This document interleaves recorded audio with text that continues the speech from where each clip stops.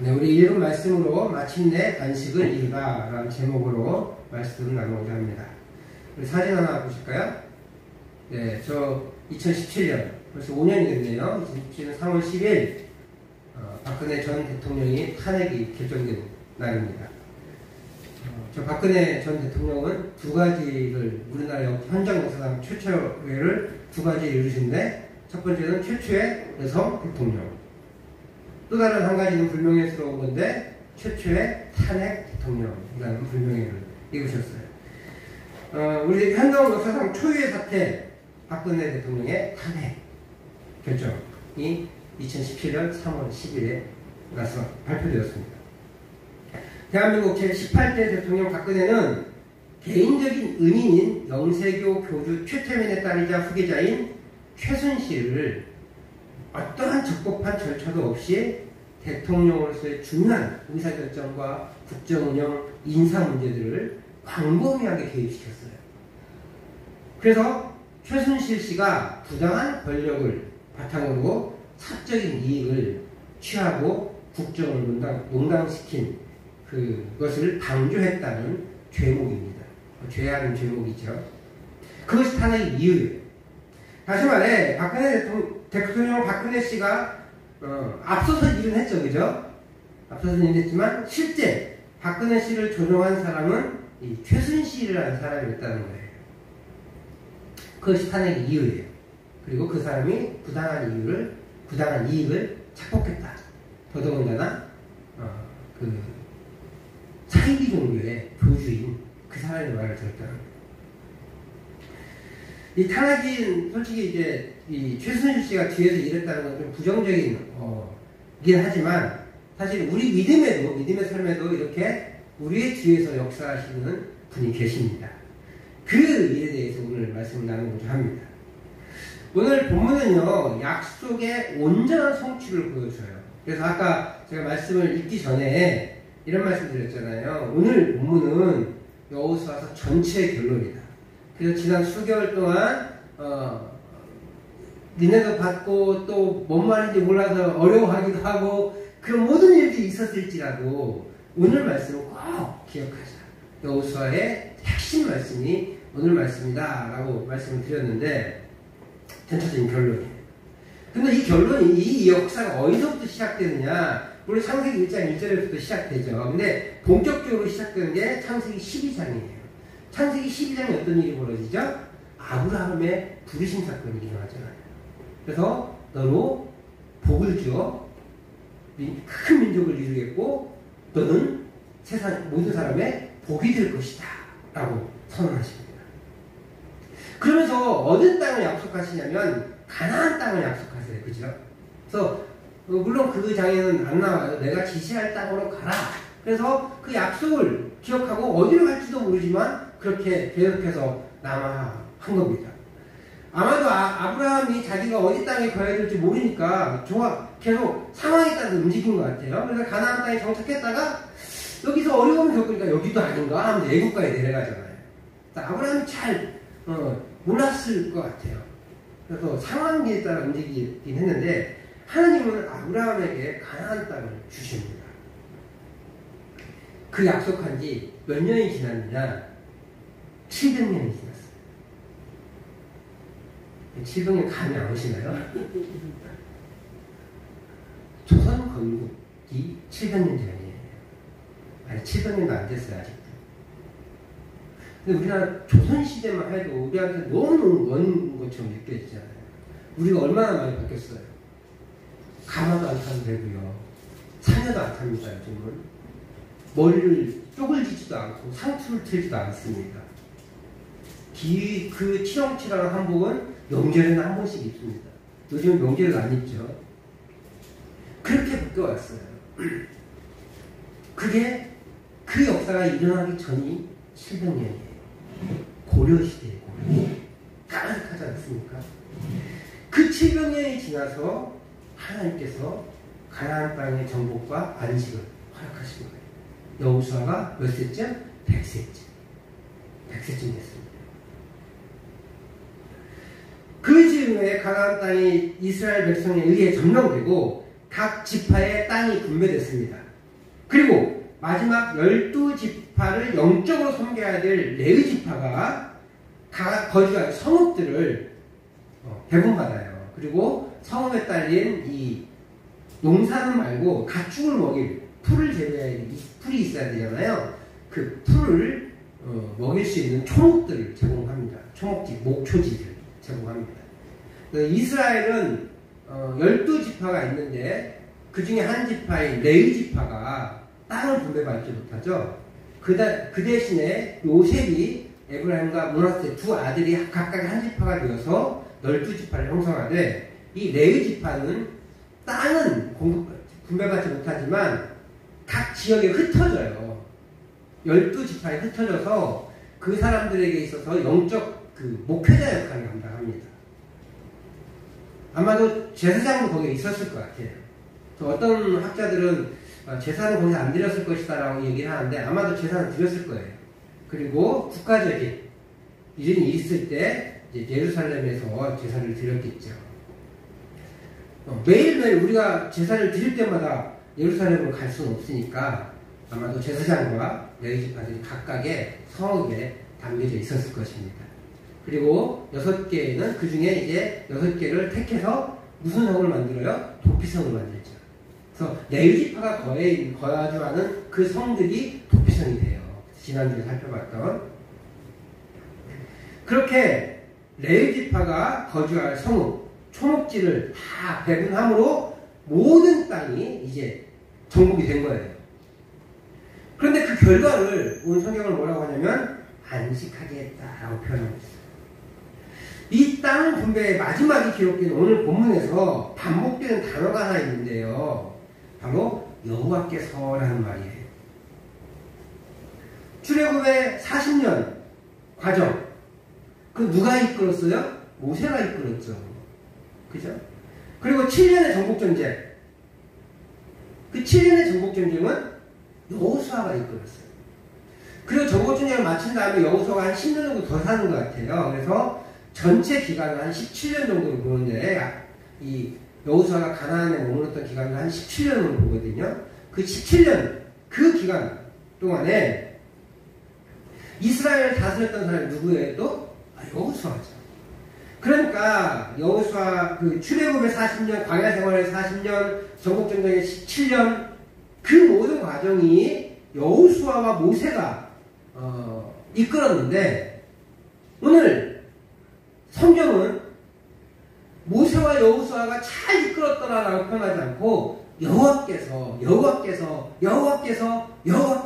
4번씩이나 그 하나님의 이름을 언급하며 그분께서 그 일을 다 성취하셨다고 보는 거예요. 말씀하고 있는 거예요. 가나안의 정복전쟁은 바로 하나님이 이루셨다라는 것을 보여주고 있는 것이고 또 선언하고 있는 것입니다. 가나안 땅의 정복은 이스라엘에게 안식을 제공했습니다. 그래서 우리 그 찬송가 606장에 보면 며칠 후 요단강 건너가 만나리 이렇게 찬양하잖아요. 이거 주로 언제 불러요? 장례식 때 부르시죠. 여기엔 신학이 들어있어요. 이스라엘이 요단강에 건너가서 안식을 누렸다는 거거든요. 근데 그 안에 뭘 치렀어요? 정복전쟁을 치렀죠. 그러니까 이 가나안 땅에 건너가는 것 자체가 안식은 아니야. 가나안 땅에 건너가는 자체가 천국에 가는 것은 아니에요.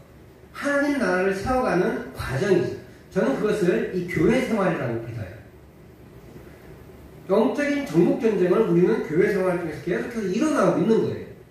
그리고 마침내 예수 그리스도께서 이 땅에 다시 오실 때 혹은 그 전에 우리가 인생을 마치고 하나님께 갈 때 안식을 누리게 되는 것이죠. 지금은 뭐 하는 기간이에요? 영적인 정복전쟁을 하고 있는 기간이에요. 어디를 건너서? 가나안을 건너서. 그래서 정확하게 이 찬송가 606장의 후렴구가 맞는 말은 아니지만 그 신학적인 배경은 뭐 틀리다고 볼 수가 없어요. 그래서 오늘 44절에 보면 안식이라는 단어가 나오는 거예요. 가나안 정복 전쟁이 우리에게 신앙의 영적 전쟁을 치러지는 현장에 하나님 나라였다면 전쟁을 마치고 땅의 분배가 완전히 이루어진 상황이 그 상황은 안식을 제공한다고 해요. 그 안식을 제공한다는 것은요, 하나님 나라의 완성된 모습을 현실적으로 보여주는 거예요. 지금 하나님의 나라가 완성됐어요? 이루어지긴 했지만 완성되지 않은 거예요. 계속 이제 우리가 건설해 나가고 있습니다. 하나님의 나라는 임합니다. 누구를 통해서요? 예수 그리스도를 통해서 임하시는 거예요. 그러나 임했다고 그것이 완성된 건 아니에요. 다시 오실 때 그 나라가 완성될 거예요. 그래서 성경에는 큰 비밀이 한 가지 있는데 예수님이 2번 오신다는 거예요. 사탄은 이걸 몰랐던 것 같아요. 그래서 예수님을 죽이려고 했죠. 근데 그 죽임이 하나님의 방법이라는 걸 사탄이 전혀 모르는 거예요. 그러니까 죽였고 죽여서 승리했다고 믿는 거죠, 사탄은. 근데 하나님은 거기에 비밀을 숨겨 놓으셨어요. 죽음이 하나님 나라의 완성에 아주 결정적인 모멘텀이 되는 거예요. 기초가 되는 기초가. 예수님의 죽음이 없으면 하나님 나라 완성이 이루어질 수가 없거든요. 그래서 하나님은 비밀스럽게 그 작업을 펼쳐오셨어요. 그리고 그렇게 될 때가 차에 하나님께서 예수님을 보내오셨고, 사탄은 그 하나님의 그 계략이라고 하죠. 이 계략이 나쁜 말이 아니에요. 이단이 모략을 뺏어가서 좀 우리가 그 모략을 안 쓰지만 하나님께서 그렇게 숨겨놓은 작전이 있으셨거든요. 그걸 통해서 하나님의 나라를 이루셨어요. 그리고 이제 하나님 나라에 올라가셨고 다시 오셔서 하나님 나라 완성이 돼서 하나님의 아들 예수 그리스도가 이 땅을 영원토록 통치하실 거예요. 우리는 아직 완성된 하나님 나라를 살아가고 있지 않아요. 우리는 영적인 정복전쟁을 치르면서 하나님의 나라를 완성해가고 있는 거예요. 이스라엘의 전쟁은 7년은 끝났지만 우리의 전쟁은 언제 끝날지 몰라요. 앞으로 한 2, 3년 내에 끝났으면 좋겠어요, 개인적으로. 제 인생에 죽음을 안 보고 예수님 오셨으면 좋겠어요. 죽음을 생각할 때는. 그런데 모르죠. 그때 오실지, 제가 죽은 다음에 오실지, 아니면 또 한 2000년을 또 기다려야 될지 알 수는 없어요. 우리는 하나님 나라의 완성을 향해 달려가면서 하나님 나라의 정복전쟁을, 영적인 정복전쟁을 지금 치르고 있는 거예요. 그것이 교회의 삶이에요. 그렇다면 가나안 땅의 삶은 이런 교회의 삶의 눈에 보이는 모델이에요. 그럼 여러분, 교회의 삶은 안락하고 평안한 삶이에요? 영적인 전쟁이 일어나는 삶이에요? 영적인 전쟁이 일어나는 삶이에요. 때로는 승리 때문에 행복할 수 있죠. 기쁠 수 있죠. 하지만 순간순간 우리 영적인 전투를 계속 치러야 된다는 거예요. 그래서 작은 승리들을 맛볼 거예요. 7년간 계속 승리했잖아요. 근데 그 승리의 과정에서 이스라엘은 취하게 전투했어요. 틀림없이 사망자들이 있었을 거예요. 한 명도 안 죽은 것처럼 보이지만 아이성 전투 때만 36명 죽은 거 나오지만 어떻게 사람이 한 명도 안 죽었겠어요. 근데 그 사람의 그 죽음은 하나님 나라의 큰 전쟁에서 이렇게 너무 크게 드러나지 않을 거라는 거예요. 그래서 기록하지 않은 것이지. 기록할 이유가 없었던 거예요. 우리에게도 그런 작은 실패들, 넘어짐들 있을 수 있습니다. 그러나 그 넘어짐, 그 실패들이 끝이 아니라는 거예요. 이스라엘이 계속 승리했던 것처럼 하나님 나라의 전쟁은, 하나님 나라의 전투는 계속해서 승리해 나갈 것입니다. 그러니까 이 여호수아 본받아 앞으로 가세요. 이 찬양과 여호수아를 읽으면서 우리는 이 전쟁을 치르는, 영적인 전쟁을 치르는 군사들이라는 것을 기억해야 돼요.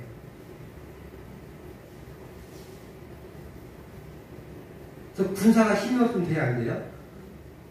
안 되죠. 군사가 맨날 비실거리고 나 아무것도 못해 하나님 하고 누워만 있으면 어떻게 돼요? 그럼 전쟁이 지죠. 각자의 자리에서 내 힘이 크고 작을 수는 있지만 각자의 자리에서 영적인 전쟁을 계속해서 치러 나가야 돼요. 힘을 내서. 그런데 이 전쟁을 치르는 목적이 뭐예요? 하나님 좋으려고? 그렇지 않습니다. 하나님은 이스라엘에게 안식을 주기 위해서 가나안 전쟁을 치르게 하신 거예요. 그리고 그 모든 일을 하나님이 이루어 가셨습니다. 44절에서 그 증거를 찾을 수가 있어요. 같이 한번 읽어보겠습니다. 44절 시작. 여호와께서 그들의 주위에 안식을 주셨어요. 시작. 그 조상들에게 맹세하신 대로 하셨으므로 그 다음 절 그들의 모든 원수들 중에 그들과 맞선 자가 하나도 없었으니 이는 여호와께서 그들의 모든 원수들을 그들의 손에 넘겨주셨음이니라. 아멘. 안식을 주셨어요. 안식을 주셨는데 그 안식을 누가 주셨대요? 하나님께서. 어떻게 해요? 그들의 모든 원수들을 이스라엘의 손에 넘겨주는 방법으로 하나님께서 이스라엘에게 안식을 주셨다는 겁니다. 이렇게 하나님이 여호수아를 통해서 이스라엘이 전쟁에 승리하게 하신 것임을 분명히 보여주고 있어요. 다시 한 번 말하지만 이는 즉 이 가나안 정복 전쟁이 하나님이 치르시는 전쟁임을 분명히 다시 한 번 보여주는 거예요. 하나님이 이 전쟁을 이루어 가십니다. 우리도 마찬가지예요. 우리 믿음 생활도 마찬가지입니다. 우리는 우리 인생사, 특별히 믿음 생활을 하면서 영적인 전쟁을 치르게 되어 있습니다. 그게 눈에 보이는 전쟁이든 아니면 나 혼자 끙끙거리는 전쟁이든 그 어떤 것이든 다 영적인 전쟁들이에요. 우리 가정에서 일어나는 문제들, 또 이웃과의 문제들, 또 그 경제적인 문제들, 그 모든 문제들이 영적으로 해석할 수가 있어요. 또 눈에 보이지 않지만 내 안에 내적인 갈등들이 왜 없어요? 있잖아요.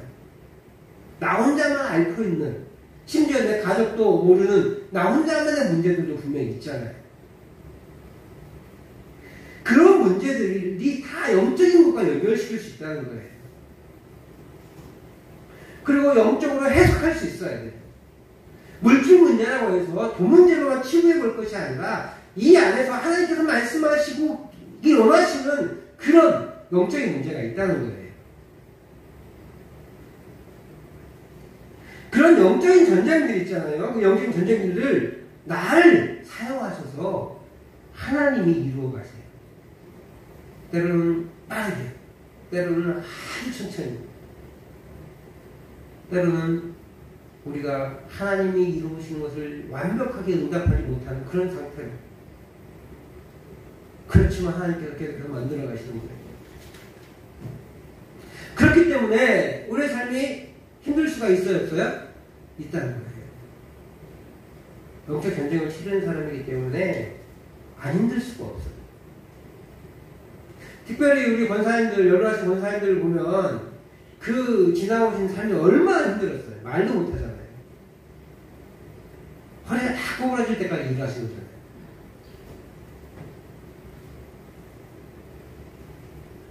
너무 심하게 일을 하셔서 무릎이 다 상해서 다 무릎 수술하시고 그러셨잖아요.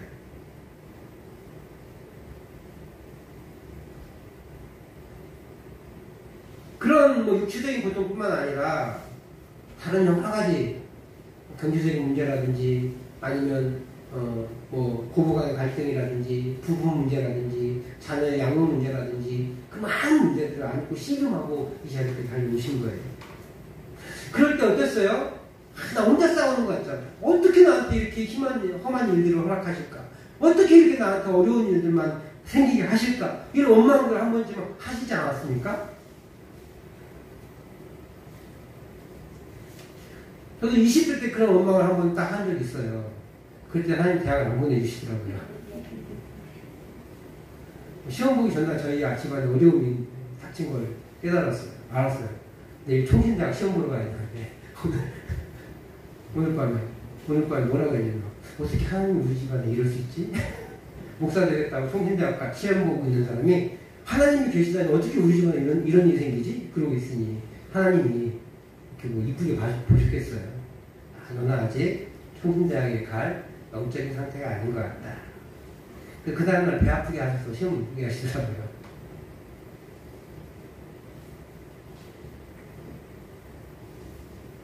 나 혼자 이렇게 싸우는 것처럼 느껴질 때가 있어요.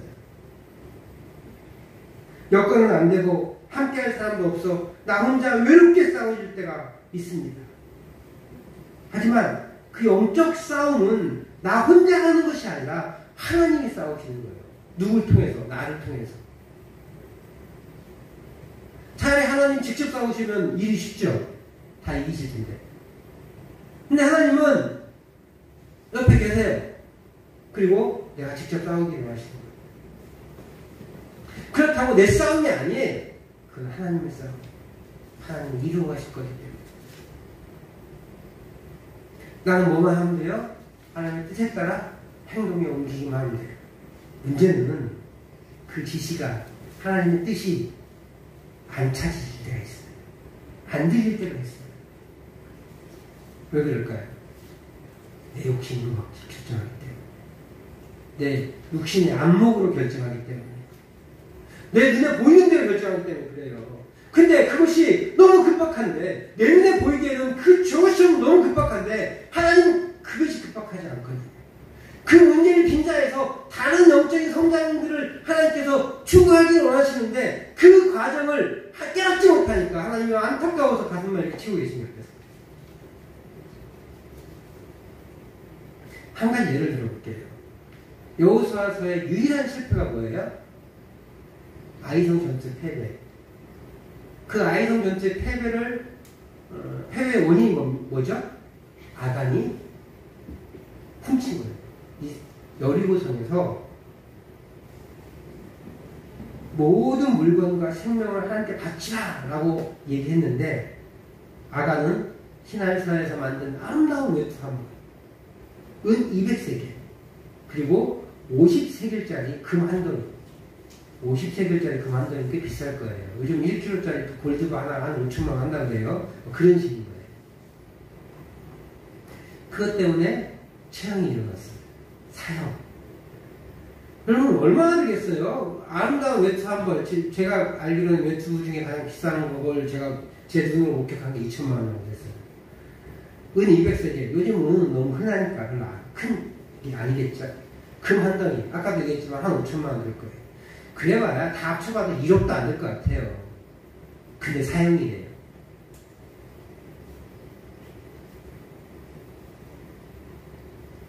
왜 그래요? 하나님은 모든 것을 진멸하는 명령을 내리셨어요. 그죠? 하나님 분명히 그러셨어요.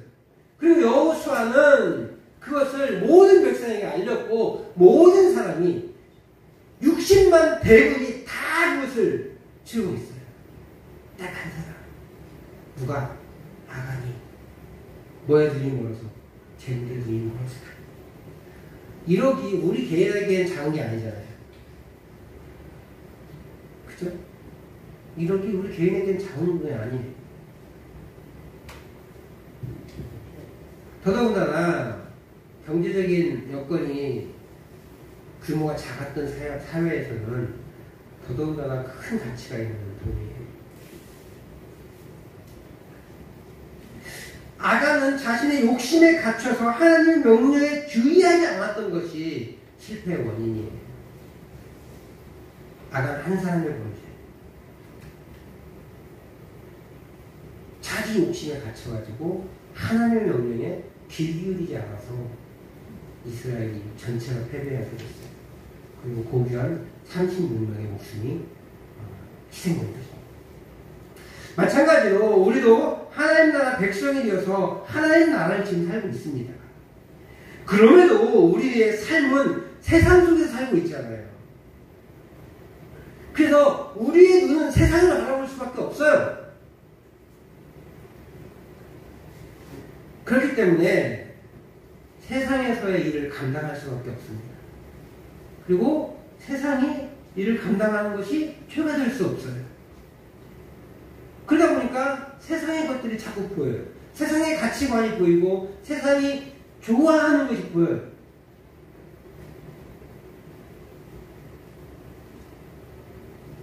우리는 세상 사람들과 같이 직장생활도 하게 되고 마을을 이루어서 그들과 같이 어울려 살 수밖에 없습니다.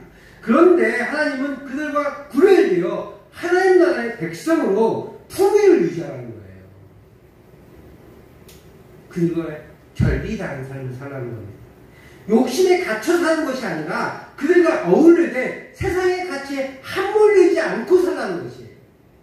우리 욕심으로 세상의 가치를 바라보고 그 가치를 욕심낼 때 우리도 아간처럼 범죄할 수밖에 없습니다. 하지만 우리가 여전히 세상을 살아도 하나님의 가치를 드러낼 때 우리는 승리할 수 있습니다. 하나님은 가나안 전쟁을 마치면서 정복 전쟁을 마치면서 이스라엘에게 안식을 허락하셨습니다. 하나님께서 그런 안식을 주셨음에도 불구하고 힘들 수 있어요. 왜냐하면 전쟁을 치러나가기 때문에.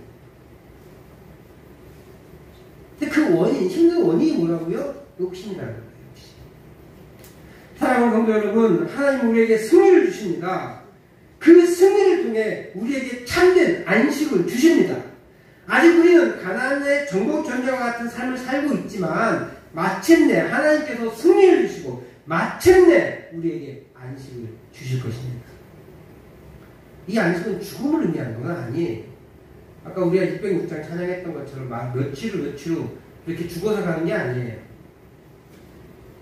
그것만 의미하는 것이 아니라 물론 최종 안식은 주님과의 만남, 그것이 죽음을 통해 이루어지든 주님이 다시 오셔서 이루어지든 어쨌든 그런 상황, 최종 안식은 그렇게 이루어지지만 지금 우리는 그리스도 안에서 안식을 누릴 수가 있습니다. 승리의 삶을 살 수가 있습니다.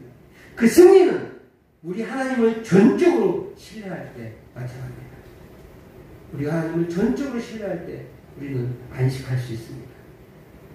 그 하나님의 안식을 누리는 방법이 무엇이에요? 하나님의 뜻을 온전히 이해하고 그 뜻을 따라 우리의 행동을 결정하고 살아가는 거예요. 똑같은 일을 해도 어떤 사람은 기쁨 가운데 할 수 있고 어떤 사람은 불안과 불만 가운데 할 수 있습니다. 같은 교회를 청소해도 어떤 사람은 그게 너무 행복하고 너무 기뻐요. 또 어떤 사람은 내가 지금 뭐 하는 거야? 내가 지금 빗자루 들고 여기는 이거 하려고 내 여기 나와 있어? 교회 다니고 있어? 막 이렇게 불만을 토로하는 사람도 있다는 거예요. 하나님의 뜻을 완전히 신뢰하고 그분에게 모든 결정권들을 맡겨드린다면 우리는 이 모든 상황에서 완전한 안식을 누리며 살아갈 수 있습니다. 물론 그렇다고 어려움이 안 생기는 게 아니에요. 우리 인생은 어려움이 생길 수밖에 없어요. 땅 분배가 완전히 이루어졌음에도 불구하고 아직 정복전쟁은 각 지파별로 남아있어요. 최종적 승리를 위해서 여전히 전쟁을 치러야 돼요. 각 지파마다 자신들이 차지해야 하는 땅을 확보하기 위해서 지파별로 국지전쟁을 치러야 된다는 거예요. 그것도 역시 목숨을 건 전투예요. 이스라엘 민족 전체가 싸운 전쟁도 전투이지만 싸움이지만 각 지파별로 국지전들이 일어날 것인데 그 국지전에서 싸우는 전투들도 여전히 전쟁인 거예요. 목숨을 내거는 거죠. 그들은 그런 전쟁들을 치러야 합니다. 마찬가지로 우리의 영적 전쟁은요, 우리를 위해서 그리스도의 십자가 사건으로 승리를 이뤘습니다. 그리고 우리의 삶에 적용되어 승리의 삶을 살아가게 됩니다. 우리는 그렇게 살아가고 있는 거예요.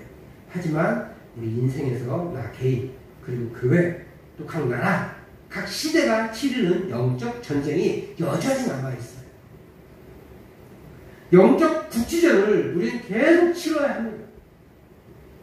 그렇게 그리스도인의 삶이 쉽지 않을 때가 분명히 있습니다. 그런 부분에 대해서는 저보다 우리 권사님들이 훨씬 더 많이 경험해 보셨을 거예요. 그럼에도 우리는 승리가 보장된 국지전을 치릅니다. 부상을 입을 수는 있죠. 그러나 패배하지 않습니다. 그래서 그런 전투들 가운데서, 전투들에서조차 우리는 안식을 누릴 수 있게 되는 것입니다. 사랑하는 성도 여러분, 하나님이 이스라엘에게 마침내 안식을 주셨습니다. 우리의 삶에도 여호수아와 이스라엘이 했던 것처럼 그렇게 순종으로 나아갈 때 우리에게 하나님께서 마침내 안식을 주실 줄 믿습니다. 이 안식은 큰 전쟁의 종식을 의미하는 것이지 완전 종식을 의미하는 건 아니에요. 완전 종식은 우리의 목숨이 끊어질 때 혹은 주님이 다시 오실 때 일어날 거예요. 우리 인생에도 영적 전쟁에서 큰 전쟁의 종식을 통해 우리에게 안식을 주십니다. 그리스도를 통해서 참된 안식을 주시는 거예요. 이 안식을 누리기 위해 우리는 믿음의 선한 싸움을 여전히 감당해야 합니다. 우리 믿음의 선한 싸움을 통해 하나님의 안식에 참여할 수 있기를 주의 이름으로 축복합니다. 문제 앞에 흔들리지 마십시오. 두려워하지 마십시오. 담대히 그 문제와 씨름하십시오. 기도하고 결단하고 거기 머물러 있는 것이 아니라 행동으로 옮기십시오. 또 우리가 문제가 있어요. 다 가정마다. 그죠? 근데 그 문제 걱정만 하고 있는 거예요. 걱정만. 아니면 회피합니다. 어떻게 되겠지? 나 몰라. 마치 왜냐하면 그걸 드러내면 너무 아프거든요. 너무 힘들거든요. 근데 그 문제를 뚫고 나가야 돼요. 행동을 옮겨야 됩니다. 그래서 먼저 우리는 그 문제를 잘 쳐다봐야 돼요. 이 문제가 뭐가 문제인가? 이 상황이 어떤 문제인가? 그리고 그 문제를 하나하나를 하나님께 알아야 돼요. 구체적으로 알려주십시오. 그래야 방법이 생각납니다. 그리고 지식과 지혜를 통해서 하나님께서 방법을 알려주실 거예요. 사람을 통해서도 알려주고 뉴스를 통해서도 알려주고 아니면 기도 중에 깨닫기도 하시고 그렇게 알려주십니다. 그 방법으로 그 알려주시는 방법 해결 방법을 찾으신 그 방법을 이제 실천으로 옮겨야 돼요. 그래야 문제가 해결되는 거예요. 아는 것으로 끝나면 그 문제가 해결되지 않아요. 그렇게 실천을 옮길 때 하나님께서 마침내 우리에게 해결의 안식을 허락해 주실 줄 믿습니다. 문제가 갑자기 없어지지 않습니다. 그냥 또 문제가 해결되지 않아요. 사라지지 않습니다. 그냥 그대로 놔두면 굶고 더 커질 뿐이에요. 치유 잠깐만 받으는데 몰라서 팔을 잘라야 되는 그런 실수를 범할 수 있다는 거예요. 그러나 하나님께서 그 문제를 해결할 용기를 주시고 지혜를 주시고 반드시 승리의 완결을 주실 것입니다. 그 승리의 완결을 기대하며 오늘 지치지 않고 살아가시는 우리 성도님들 되시기를 주의 이름으로 축복합니다.